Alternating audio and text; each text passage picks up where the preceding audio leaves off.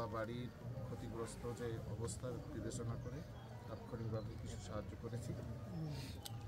আমরা এইটা আপনার এখানেও আসলাম যে এখানে তাৎক্ষণিকভাবে আমাদের বিএনপি পরিবারের পক্ষ থেকে আমরা কিছু সহযোগিতা করে যাচ্ছি।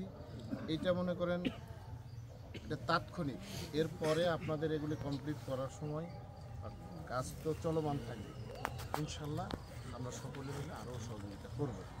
আর টিম যে অনেকগুলো টিম হয়তো লাগবে, সরকারিভাবে একটা বরাদ্দ দেয়, আপনারা উপজেলায় দরখাস্ত করবেন। আমি উপজেলা নির্বাহী কর্মকর্তাকে বলে যত দ্রুত পারি আপনাদের টিমের একটা ব্যবস্থা করে দেবো ইনশাল্লাহ। আর আমাদের নেতাকর্মী যারা আছে সবসময় দেখভাল করবে, এরাও আছে, টুকটাক সহযোগিতা করতে থাকবে ইনশাল্লাহ।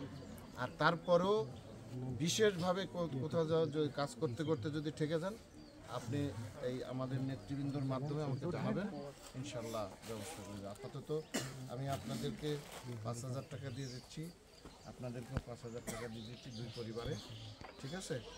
এটা আপনারা দিয়ে কাজটা শুরু করে দেন ইনশাল্লাহ। আর যেটা জরুরি এখন, যেটা আপনাদের যা লাগবে, যেটা জরুরি, সেইটা আগে ব্যবস্থা করেন এই অর্থ দিয়ে, ঠিক আছে?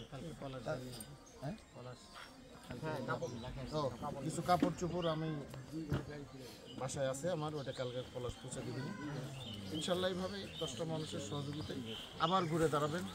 আর দুর্ঘটনা তো দুর্ঘটনাই, ব্যাখ্যা হয়তো আছে যে এই সচেতন হইলে এভাবে এই হতো না, বা এটা কোনো বিষয় না।